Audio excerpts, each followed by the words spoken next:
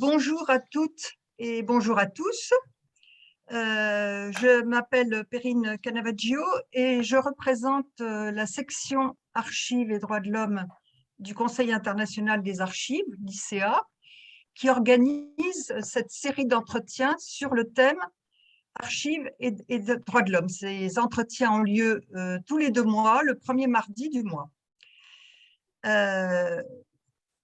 Cet entretien est le 5e que nous organisons, mais c'est le premier qui est organisé en français. Les précédents étaient en anglais, en espagnol et en arabe. Il ne serait pas possible sans le soutien technique et l'aide de Kate Blalak et de Andreas Neff, qui est là sous l'appellation ICA Team. Donc, je les remercie chaleureusement. Nous avons le plaisir aujourd'hui et l'honneur d'accueillir Gilles Manceron, qui est un historien réputé de la période coloniale et post-coloniale française, auteur de nombreux ouvrages.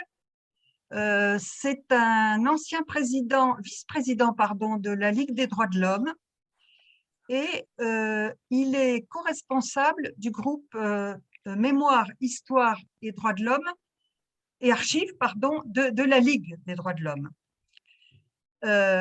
Il est également président de l'association Histoire coloniale et postcoloniale et co-animateur du site histoirecoloniale.net, dont on aura peut-être l'occasion de reparler. Gilles va nous parler aujourd'hui de l'accès aux archives publiques en France, et plus particulièrement à celle de la guerre d'Algérie, thème qui est d'une grande actualité cette année, puisque ce sont les 60 ans des accords d'Évian de mars 1962.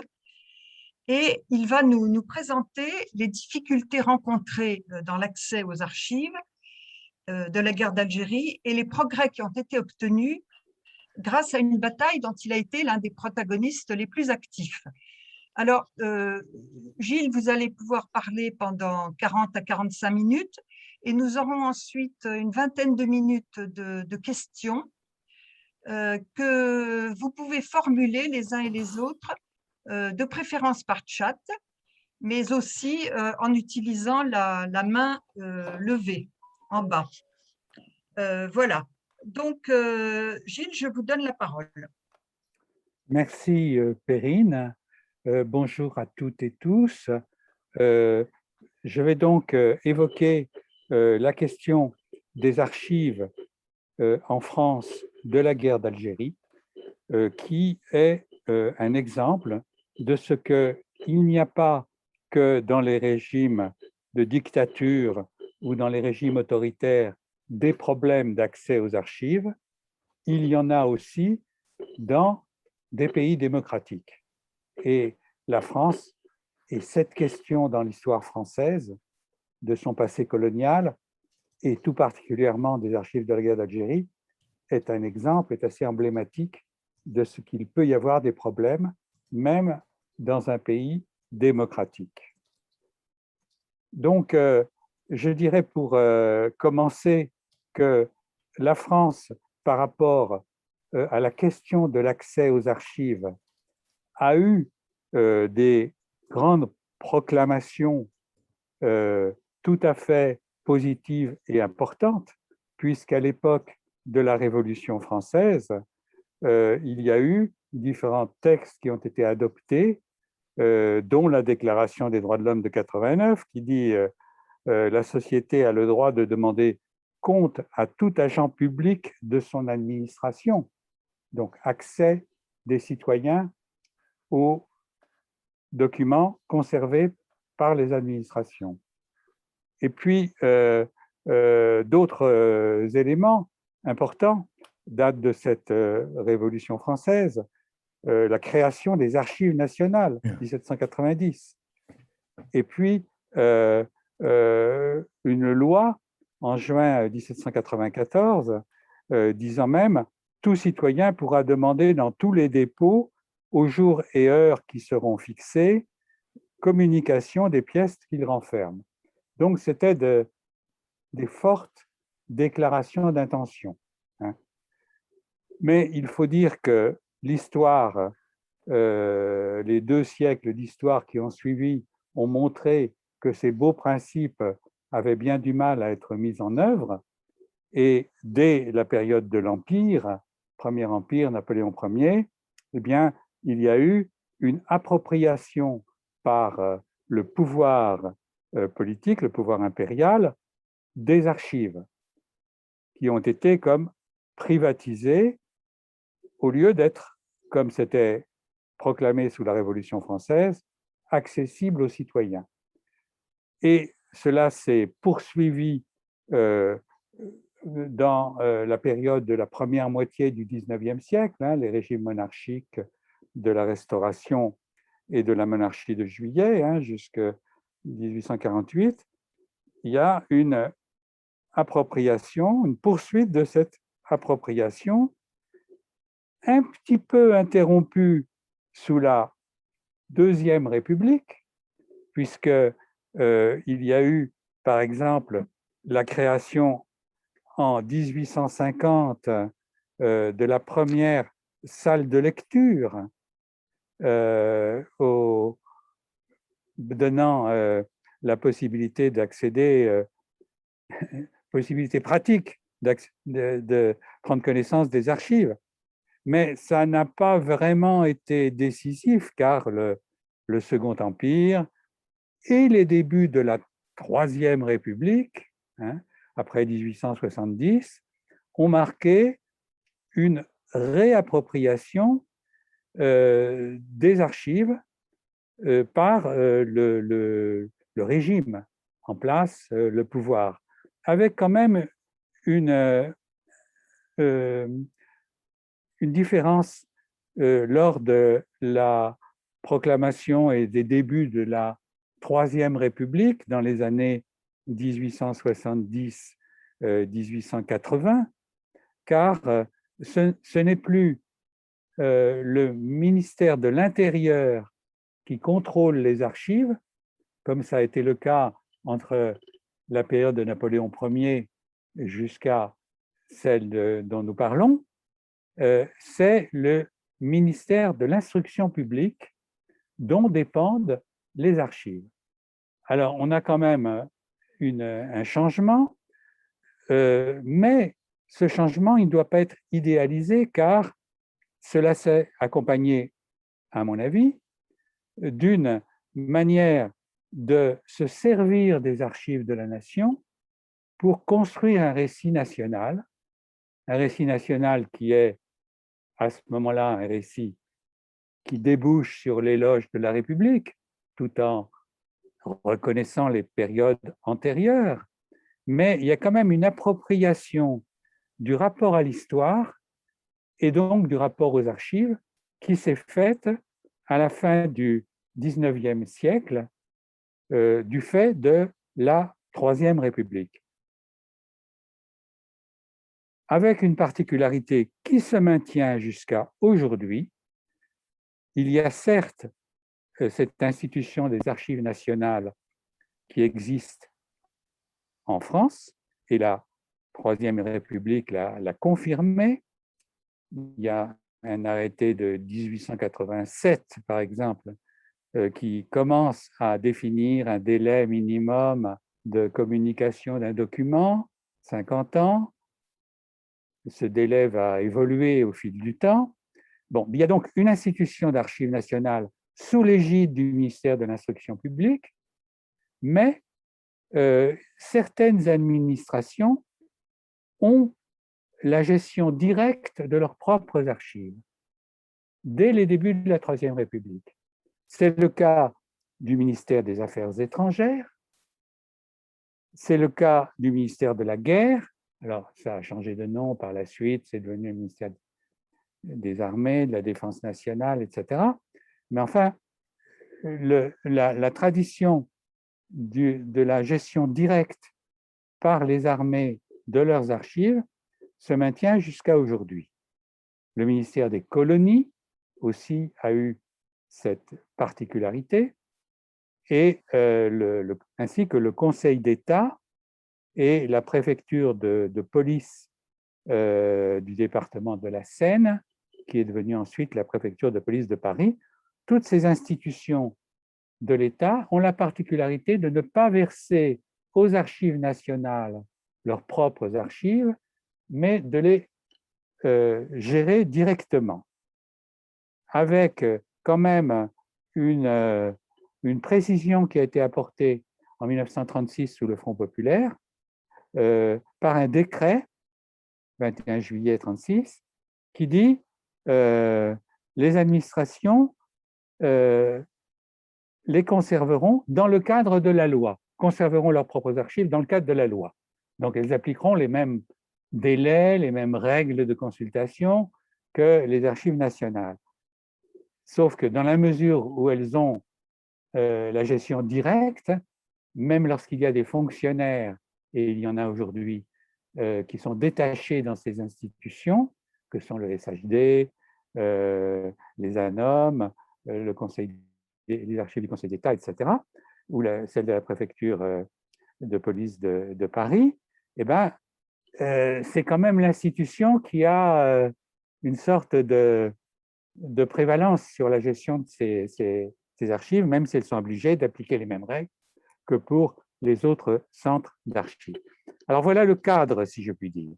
Et c'est à partir de 1979 que l'on entre dans une précision en France de la législation des archives. En 1959, il faut le signaler, début de la Ve République, les archives quittent la tutelle de l'éducation nationale, nouveau nom de l'instruction publique, pour passer sous celle du ministère des Affaires culturelles.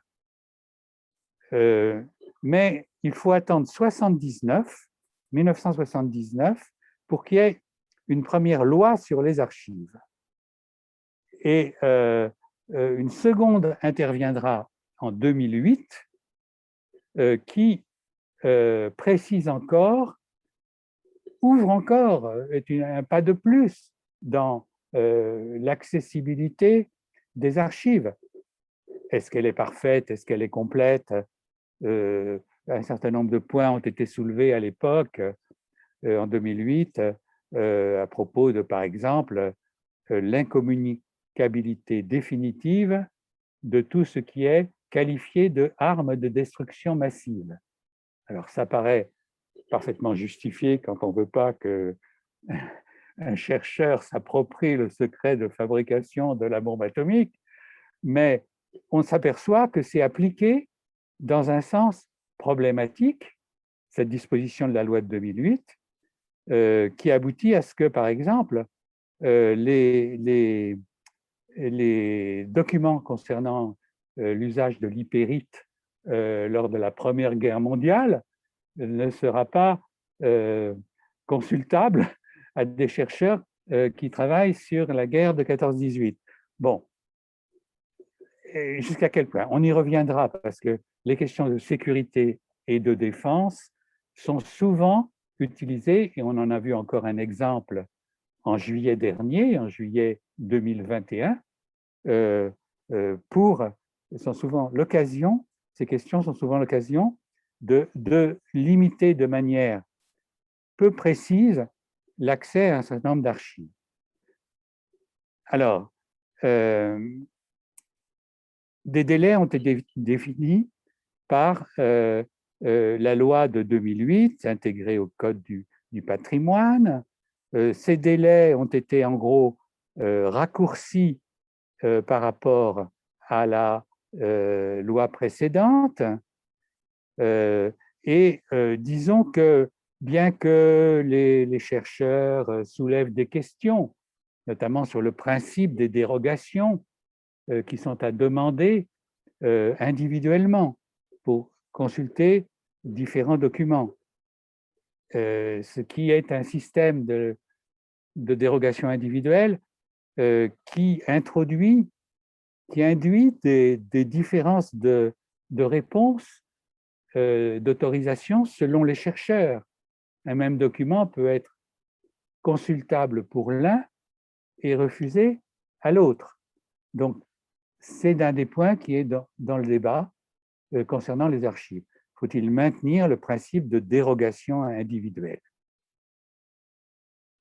Mais tout en restant dans le cadre de cette loi de 2008, il y a eu une instruction interministérielle qui a modifié de manière assez sensible la consultabilité des archives en 2011, novembre 2011, et de manière assez paradoxale, parce que du point de vue des normes juridiques, une instruction est inférieure à une loi, eh bien, elle va plus loin et elle restreint en contredisant la loi de 2008, cette instruction interministérielle, bon, qui est la nouvelle version de l'IGI 1300, Instruction générale interministérielle 1300. Il y en a eu d'autres versions antérieures, mais celle de 2011 a la particularité d'introduire un processus obligatoire de déclassification pour tous les documents contenus dans les archives qui sont munis de tampons secrets, très secrets, top secret, secret défense. Enfin, ça peut varier, hein, il y a différentes appellations, mais il y a des tampons. Et il y a certaines périodes où les tampons étaient nombreux sur les bureaux.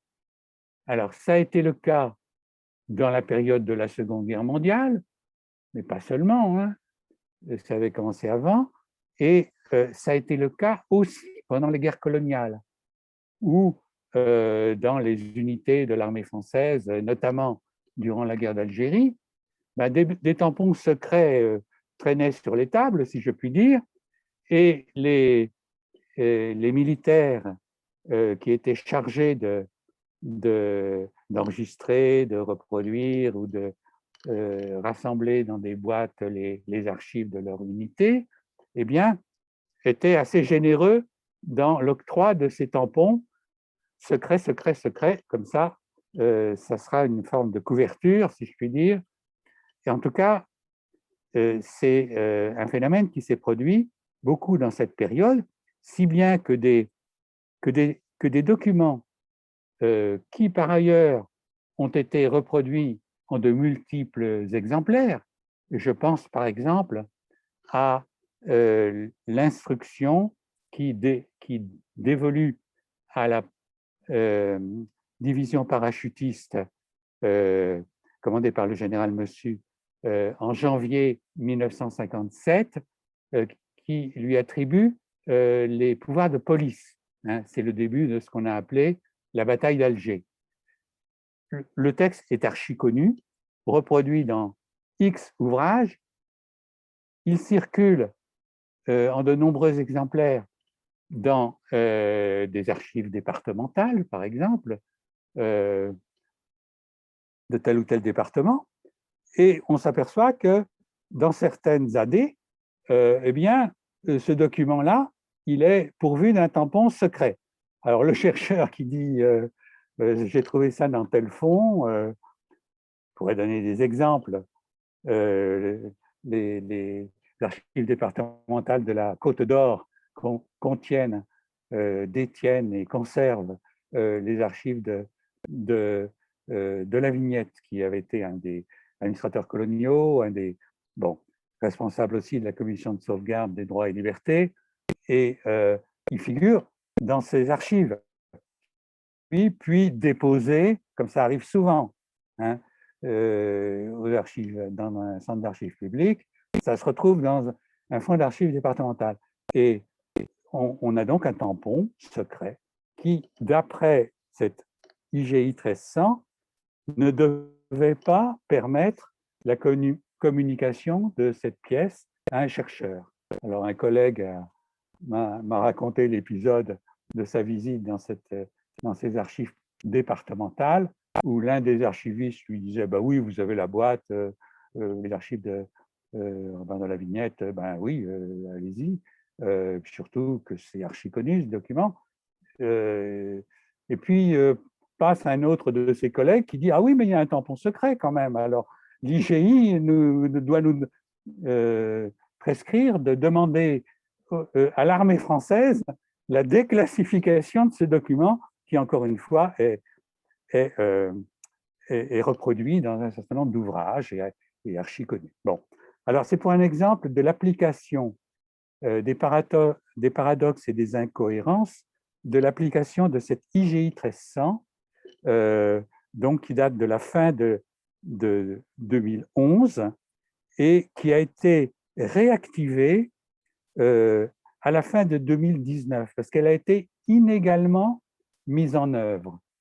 Ce processus de déclassification obligatoire, l'épisode que je vous relate d'un centre d'archives départemental en est le symptôme. Les archivistes ne savaient pas comment l'appliquer, si je puis dire, à quel point ils l'appliquaient à la lettre, etc. Et donc, ça a été inégalement appliqué. Mais ça a commencé à être appliqué dans un certain nombre de circonstances. Par exemple, un chercheur nous a rapporté qu'en 2015, il travaillait sur ce qu'on peut appeler le blanchiment des condamnés de l'OAS qui ont été réadmis en France au prix d'un effacement de leur condamnation, d'un effacement sur décision politique, hein, si je puis dire. Et dans ce cas-là, par exemple, il travaillait sur ce sujet-là comme chercheur, à partir du cas de ces anciens officiers de l'armée française passés à l'OAS en Espagne, hein, Espagne de Franco, et qui ont été donc blanchis, si je puis dire, de leur condamnation judiciaire. Il travaillait sur ce sujet-là, et il a eu accès à certains documents, puis au bout d'un moment, on lui a dit « Ah ben non, vous n'avez plus accès, contre ordre, et donc vous n'aurez pas la boîte archive que nous vous avons communiquée il y a peu de temps. » Donc, mise en œuvre inégalement, hein, cette IGI 1300 de 2011, obligeant à une déclassification. Mais elle a été réactivée en décembre 2019, et de manière très paradoxale, parce que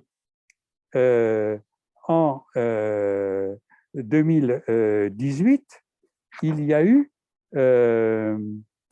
en septembre 2018, il y a eu la visite du président de la République, Emmanuel Macron, au domicile de Josette Audin, la veuve de Maurice Audin, l'un des disparus de la bataille d'Alger, dont il a dit qu'il avait été tué par les militaires qui le détenaient.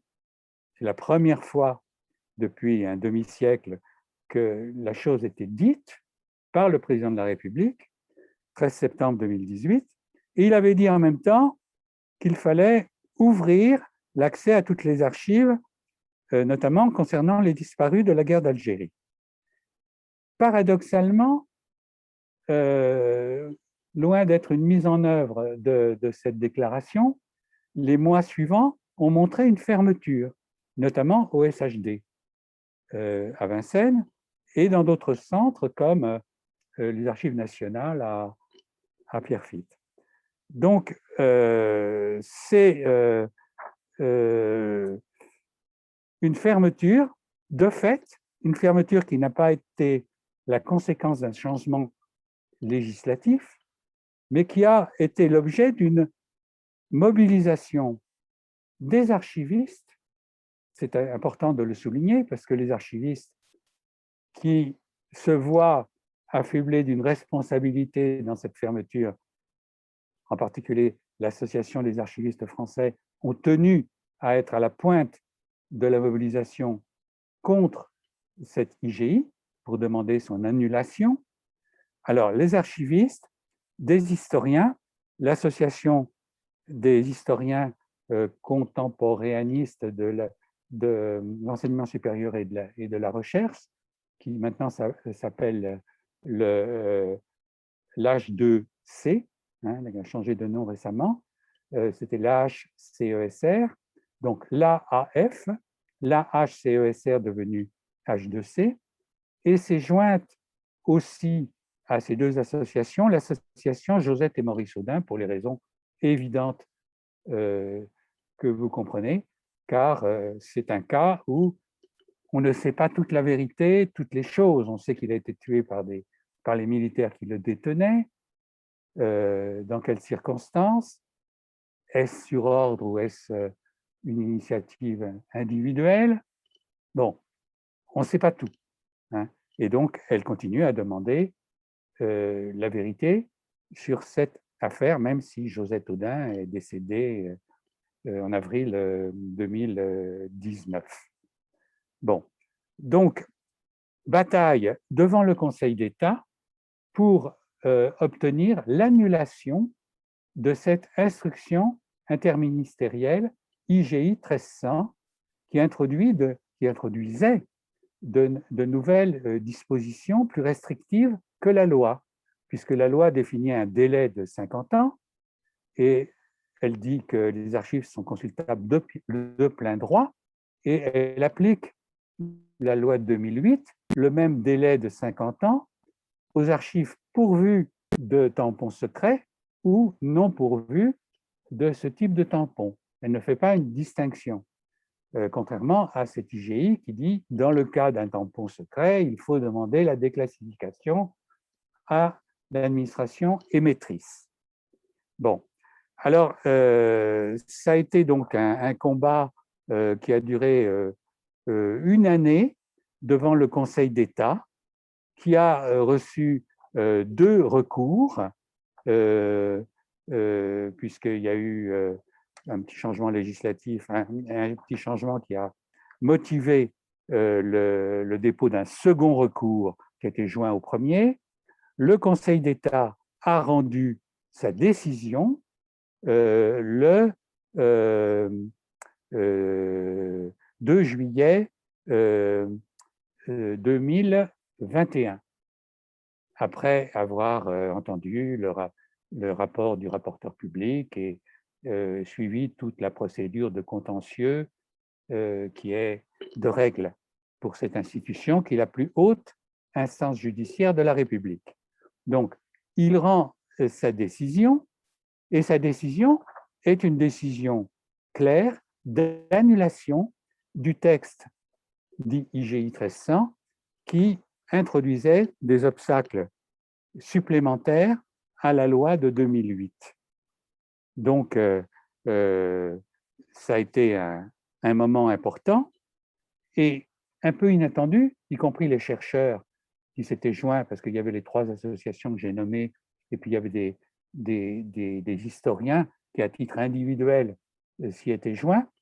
Par exemple, un nom parmi d'autres que je cite, Robert Paxton, par exemple, s'était joint au recours, et d'autres historiens à titre individuel, hein, des historiens de la période coloniale de l'histoire française, mais aussi d'autres périodes. Je pense à Annette Viviorca, par exemple. Bon, donc, ça a été un peu inattendu. En introduisant ces recours, les requérants doutaient du succès de leur démarche et ça a été donc une bonne surprise pour eux que de voir que dans une décision très, très ferme, qui est reproduite dans un ouvrage dont je pourrais éventuellement, si on a le temps, vous montrer la couverture, eh bien, cette décision, de manière assez catégorique, le 2 juillet 21, annule l'instruction générale interministérielle. Le rapporteur public qui a, quelques semaines auparavant, avant la décision, fait son travail de rapporteur public et présenté un rapport invitant les conseillers d'État à prendre une décision sur ce sujet, et même très très intriguant dans son rapport parce qu'il dit que cette instruction interministérielle de 2011, on est donc à la fin de la présidence de Nicolas Sarkozy, hein, il dit elle a un arrière-goût de subterfuge parce qu'elle a été prise au moment où le délai de 50 ans allait s'appliquer aux documents relatifs à la fin de la guerre d'Algérie, 50 ans, hein, 61, comme vous le savez, c'est le putsch des généraux et c'est la constitution de l'organisation de l'armée secrète et une espèce d'ébauche de guerre civile, le chef de l'État étant visé à plusieurs reprises.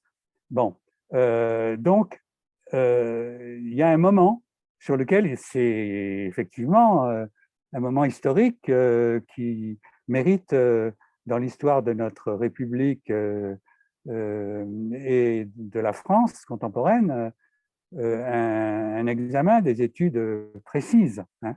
Et donc, le rapporteur public du Conseil d'État dit, fait le lien avec ce moment et ce que cela allait rendre accessible comme archives relatives à cette fin de la guerre d'Algérie. Alors, j'accélère parce qu'il faut que je termine pour qu'on puisse échanger. Donc, après cette décision du Conseil d'État de juillet 21, il y a eu aussitôt après, de la part de ceux qui, semble-t-il, au sein même de l'État, avaient poussé à l'obligation de respecter cette IGI 1300. En particulier, il y a une institution qui dépend du Premier ministre qui s'appelle le SGDSN, et Secrétariat général de la Défense et de la Sécurité nationale, le SGDSN, et ça semble avoir été un des pôles qui défendait particulièrement le maintien et la validité de cette IGI 1300. Bon, alors, du côté de certains secteurs au sein même de l'État, il y a eu, à la va-vite, puisque ça s'est passé en juillet 21, entre le 2 juillet, la décision du Conseil d'État, et le 30 juillet, l'adoption d'une nouvelle loi. Alors, c'était une loi qui était prévue. C'est la loi qui a été appelée la loi PATR, P-A-T-R, parce qu'elle concerne le terrorisme, la protection contre le terrorisme et relative au renseignement. Donc, elle était prévue et elle était liée, bien sûr, à la question des attentats et des menaces contre la sécurité nationale de nos concitoyens qui se sont multipliées à partir des années 2015, comme vous le savez. Bon, donc cette loi, elle était prévue, mais en juillet dernier, ont été introduits dans cette loi sur le terrorisme et le renseignement des dispositions, un article, c'est devenu l'article 25, je crois, il a changé plusieurs fois de dénomination au fil des débats, qui concerne les archives et qui a donc été défendu au banc des ministres par la ministre des Armées, Mme Parly, pas du tout en l'absence de la ministre de la Culture, Mme Roselyne Bachelot, et qui était englobé donc dans une loi terrorisme-renseignement, et puis hop, il y avait un article sur les archives qui, on peut dire très, très rapidement, légitimement, limite l'accessibilité d'archives qui porteraient atteinte, qui pourraient porter atteinte à la sécurité de nos concitoyens, mais qui définit celles-ci, qui sont donc inaccessibles en vertu de cette loi, d'une manière assez floue, qui pose problème par rapport au bâtiment ou par rapport à l'activité qui se maintient de certains services dont les documents, même anciens, ne pourraient pas être consultés par des chercheurs. Voilà, bon, elle pose problème. Donc, elle a été adoptée et elle comporte un article sur les archives. Alors, pour terminer, le collectif Accès aux archives publiques, qui a mené cette mobilisation contre l'IGI 1300, hein, entre la fin de 2019 et le 2 juillet 2021, le collectif Accès aux archives publiques a dit, bon, notre travail s'achève, mais la question de l'accessibilité des archives dans un pays comme la France continue à se poser sous d'autres formes. Il n'y a plus d'IGI 1300, mais il y a encore des problèmes. Par exemple, un problème non législatif, la fermeture depuis 2 ans du centre des archives de la Défense, qui se situe dans l'Indre, dans la commune du Blanc, et qui, pour des raisons, semble-t-il, techniques, de désamiantage, est fermé. Or, il contient des archives importantes sur le plan historique, notamment des archives de la gendarmerie, y compris qui remontent à la Première Guerre mondiale, et d'autres fonds d'archives liés aux guerres coloniales. Pour le moment, on ne peut pas accéder aux archives du Blanc pour ces raisons qui ne sont pas législatives, qui ne sont pas réglementaires, qui sont techniques. Mais enfin, il y a une veille à exercer. C'est pour cela que dans le prolongement, et ce sera mon dernier mot, dans le prolongement de ce collectif Accès aux archives publiques qui a obtenu cette décision très importante du Conseil d'État du juillet dernier, eh bien, est en gestation une instance autour de la notion de citoyenneté et archives. Voilà. Elle n'a pas encore une dénomination définitive, des statuts déposés, ni des textes fondateurs rendus publics, mais ça va arriver très vite. Il y a un texte qui sera une sorte de tribune de la presse qui est en cours de travail, et il y a donc des délais qui vont être précisés pour la mise en place d'une instance de veille. Je ne sais pas si elle portera le terme de veille, de vigie, de vigilance, ou autre chose. Hein.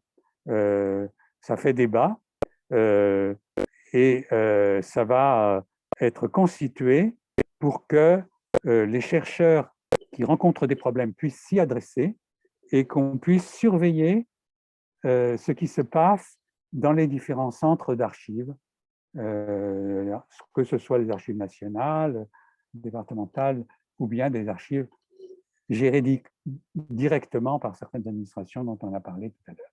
Voilà, pardon d'avoir été un petit peu long, et laissons le temps aux questions. Merci Gilles pour ce rapide panorama qui peut paraître un peu technique, mais qui montre quand même les avancées qui ont été obtenues. Vous n'avez pas mentionné l'arrêté interministériel de décembre d'il y a un mois, qui permet qui ouvre les archives des enquêtes de police et de gendarmerie. C'est aussi une grande avancée. Je l'avais noté, et puis Non, mais je l'ai pas. J'ajoute juste ça parce que c'est vraiment tellement d'actualité. Alors, j'ai vu qu'il y avait une main qui s'était levée, mais elle a disparu. Je crois que c'était un peu d'upload. Non, pour reprendre la parole, ce que je trouve très intéressant comme exemple, c'est la mobilisation interprofessionnelle qu'il y a eu dans cette affaire, avec cette action commune des historiens, des juristes et des archivistes. Parce que les archivistes se trouvent toujours entre le marteau et l'enclume. Nous sommes des fonctionnaires, nous sommes obligés de rendre des comptes à nos administrations qui nous versent les documents. Et par ailleurs, en aval, nous devons rendre les services aux chercheurs. Donc là, le fait d'avoir pu agir conjointement a été un facteur décisif dans cette bataille. Voilà. Alors, qu'y a-t-il comme question? Vous pouvez utiliser le chat ou la main levée. Et vous avez mentionné les juristes Oui, à juste titre, parce que oui, parce que il je ne n'y a crois pas pas que que vous les les ayez archivistes. mentionnés. Non, Oui, non, effectivement. Il n'y a pas que les archivistes et les historiens, et puis les citoyens oui, concernés, comme l'association Josette et Maurice Audin en est le témoignage. Il y a eu aussi des juristes qui se sont engagés, notamment il fallait les rédiger, ces recours, les argumenter. Et un recours au Conseil d'État, ça ne se fait pas sur un coin de table, si je puis dire. Donc, des juristes ont apporté leur contribution et nous les en remercions de manière un peu bénévole, hein, parce que ça leur semblait être un enjeu de citoyenneté. oui. Et que, comme vous l'avez dit, bon, les archives, l'accès aux archives, c'est un droit constitutionnel. La Déclaration des droits de l'homme est reconnue dans la Constitution et le fameux article 15 que vous avez cité en est l'exemple. Sinon, puisqu'on parle de l'accès aux archives de la guerre d'Algérie, avec cet arrêté, est-ce qu'à votre avis, maintenant, toutes les archives concernant la guerre d'Algérie sont accessibles ou est-ce qu'il reste encore des fonds ou soit qu'il n'ait pas été versé, soit qu'il soit encore inaccessible. Je ne sais pas, je pense par exemple aux journaux d'opération d'unités militaires ou à des dossiers concernant les camps d'internement, parce que là, ils ne sont pas mentionnés dans cet arrêté. Non. Alors, il y a effectivement eu un arrêté qui doit dater, sauf erreur de ma part, de décembre, effectivement 21, hein, qui est un arrêté qui raccourcit les délais rendant consultables les archives judiciaires. Il Oui, les raccourcit même par rapport à la loi de 2008 qui disait qu'on devait attendre 75 ans pour les archives judiciaires. Et là, ils sont raccourcis de 15 années. Et donc, voilà. Mais on est dans une situation, pour beaucoup d'historiens, qui reste le domaine des dérogations. Et il y a une chose qui est les textes, et il y a autre chose qui est leur application. Prenons un autre exemple d'une autre période historique, je voulais en parler, et puis je n'ai pas fait allusion, la Seconde Guerre mondiale. Les institutions françaises pendant l'occupation allemande et la Seconde Guerre mondiale. C'est un point sensible aussi de notre histoire. Et en 2015, hein, puisqu'il s'agissait des 60 ans, si je ne me trompe pas, 70 ans même, de la fin de la Seconde Guerre mondiale, eh bien, a été demandé au président de la République de l'époque, qui était le président Hollande, de rendre accessibles toutes les archives relatives aux administrations françaises durant la Seconde Guerre mondiale ou relatives aux lettres de dénonciation contenues dans les archives départementales, par exemple. Voilà, tout ce qui concernait la Seconde Guerre mondiale. Il a répondu tout de suite oui, oui, oui. Il y a eu un texte qui a été adopté, mais il a fallu des années pour que sa mise en œuvre soit effective dans les différents centres d'archives concernés. Donc, il y a les textes et puis il y a la mise en œuvre. C'est pour ça que l'instance de veille, là, Citoyenneté Archives, aura toute sa place parce qu'elle surveillera ce qui se passe dans les différents centres. S'il y a une application des textes conformes, on s'est rendu compte qu'au service historique de la Défense, au lendemain de la décision du Conseil d'État du 2 juillet 21, il continuait à répondre de la même façon aux chercheurs dans les semaines qui ont suivi. Alors certains chercheurs ont répondu, mais messieurs les gestionnaires du SHD, vous êtes hors la loi. Il y a une décision du Conseil d'État qui est passée par là. Et vous continuez à répéter les mêmes choses. Voilà. Donc, ça a bougé. Mais la question des inventaires, qui est fondamentale, pour savoir ce que contiennent les centres d'archives publics, eh bien, elle reste posée. Et quand il n'y a pas d'inventaire, on ne sait pas que ça existe, donc on ne le demande pas. Voilà. Donc, c'est une bataille qui continue, si je puis dire, et qui, bien que la France soit une démocratie, bien qu'on ait de très beaux textes qui datent notamment de la Révolution française dans le domaine, eh bien, les choses ne sont pas aussi simples que ça. Oui, ça, on s'en est aperçu. Alors, il y a un commentaire d'Isabelle Chiavassa qui ne pense pas que les journaux d'opérations militaires soient inclus. Effectivement, puisque seuls sont mentionnés les archives judiciaires, police, gendarmerie. Les JMO, hein, JMO, c'est ça, oui. c'est ça, les journaux de marche, De marche, oui, oui. les journaux de marche et d'opération. Oui, effectivement, et c'est pourtant une source essentielle, même si elle ne dit pas tout, même si c'est parfois une manière d'inventer hein, une réalité plus que d'en rendre compte. Hein. Mais c'est un outil de travail, les JMO, qu'il s'agisse de la Première Guerre mondiale hein, ou qu'il s'agisse des guerres coloniales. Oui. Bon, le débat n'est pas très animé côté auditeur. Je vois une question. Marthe Diogo,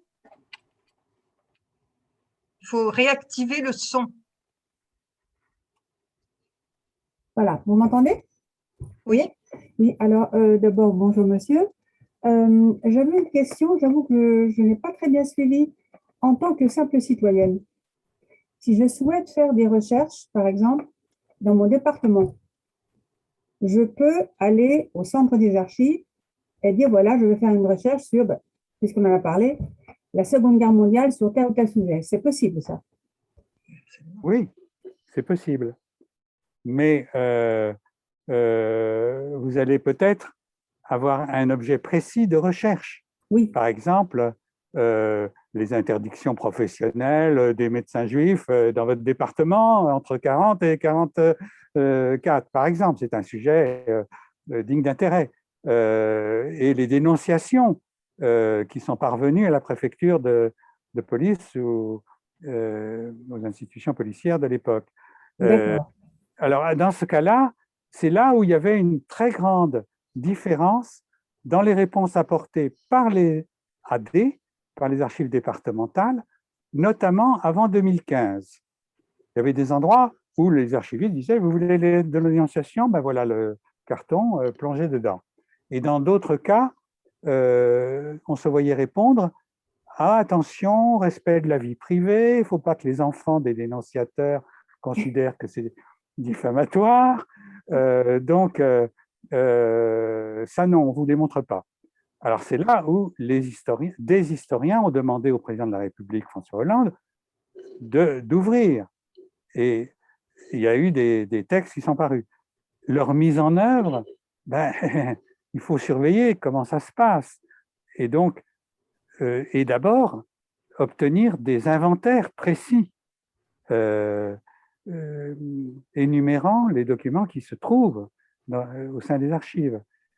Alors justement, comment fait-on pour savoir quels sont les documents qui se trouvent dans les archives, supposons de la Côte d'Or, par exemple? À qui doit-on demander?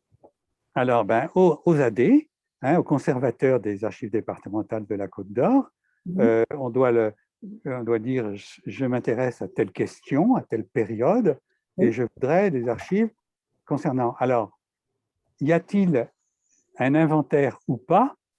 C'est pas sûr, parce que les archivistes sont débordés par de multiples tâches. Ils n'ont pas forcément un inventaire des boîtes contenant des lettres de dénonciation. Je pense ce cas le plus... voilà.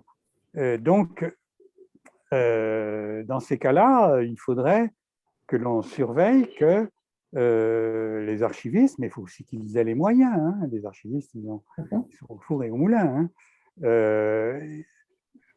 Il faut surveiller que les archivistes établissent des inventaires pouvant renseigner votre demande.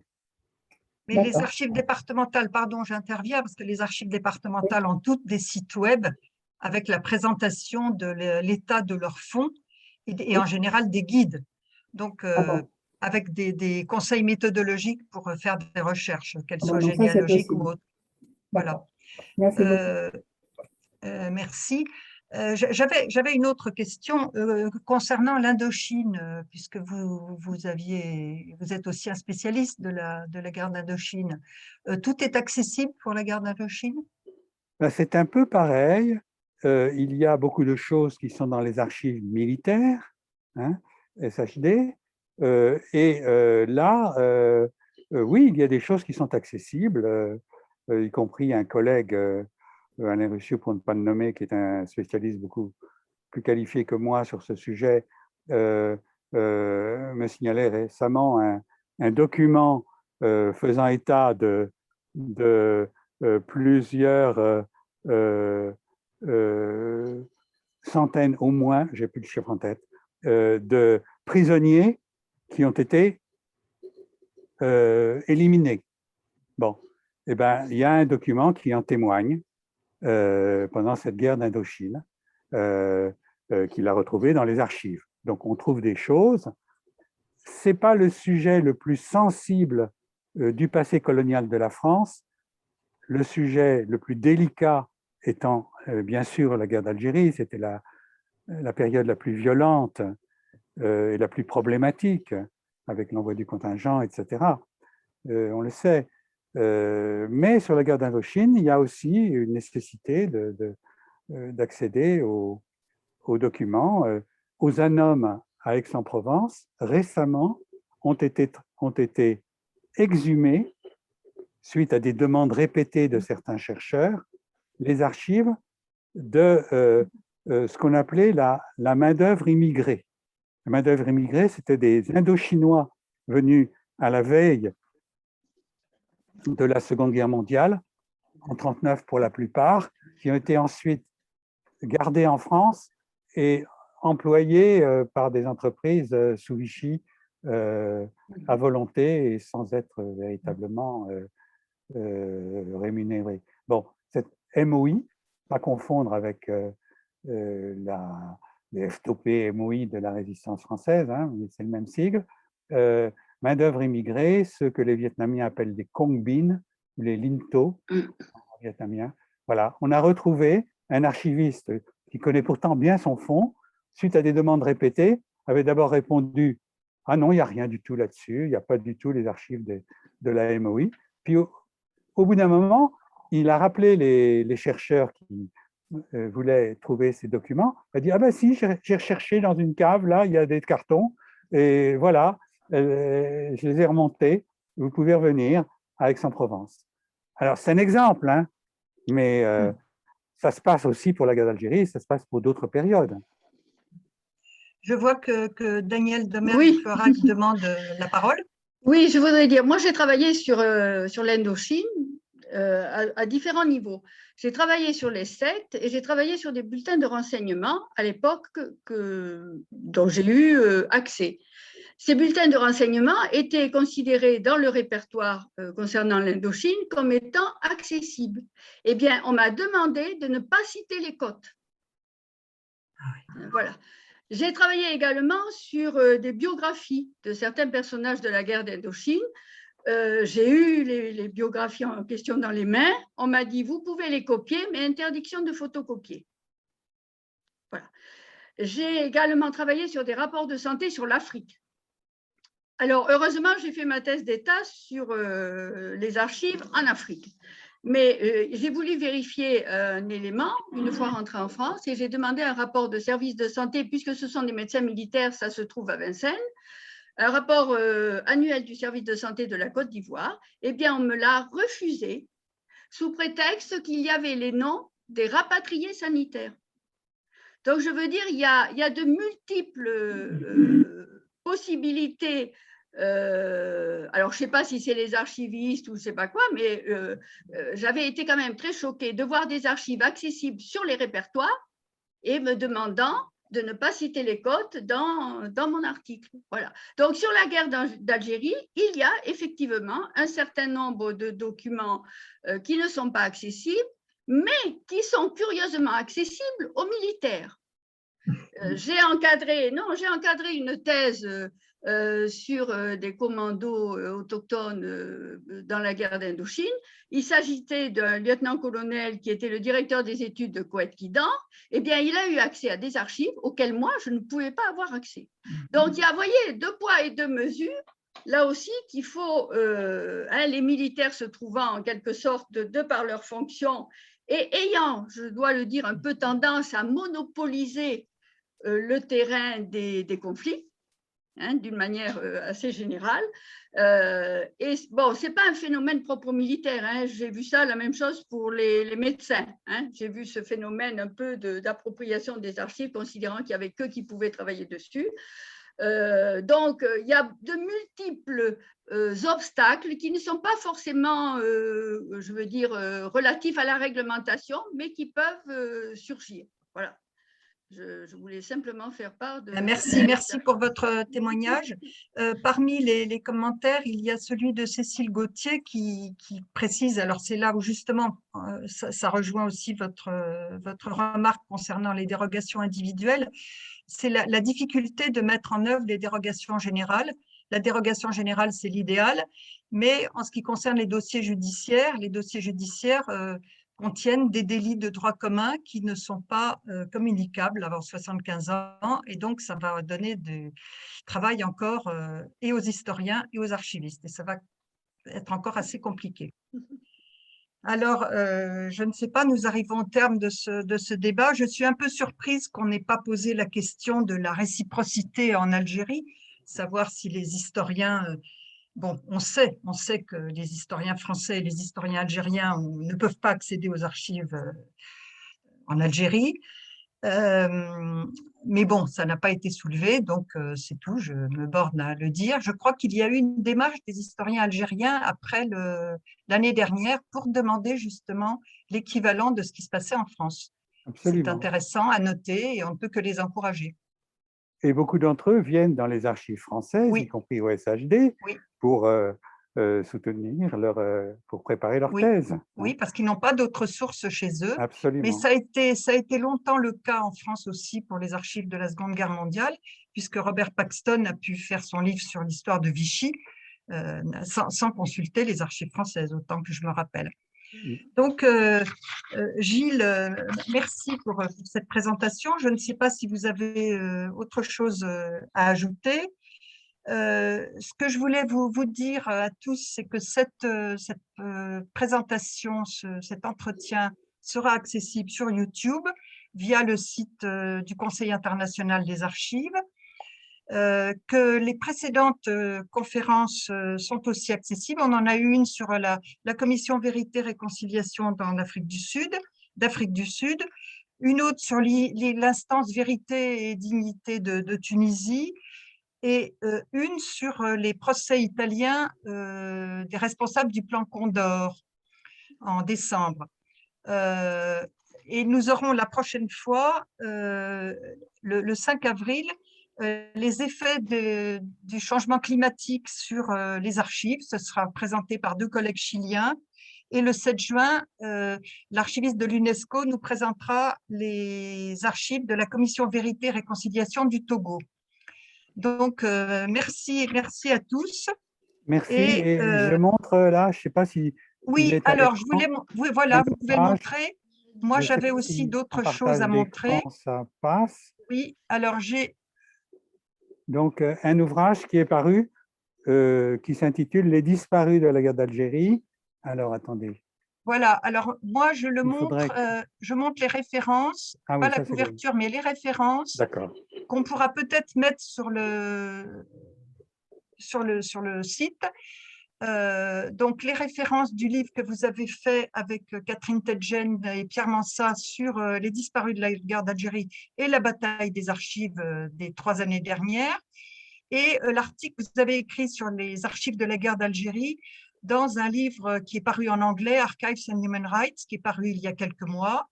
Et sinon, je mets aussi les références des sites web histoirecoloniale.net et 1000autres.net, dont vous n'avez pas parlé, qui est un portail sur les disparus de la guerre d'Algérie. Et enfin, le guide numérique des sources relatives aux disparus de la guerre d'Algérie, qui a été fait par les Archives de France et qui est disponible sur le portail de France Archives, et qui, même s'il présente des lacunes, est intéressant du point de vue méthodologique. Voilà, donc merci à tous. Merci. Merci. Merci Andreas. Merci à vous. Merci à vous de cette présentation éclairante.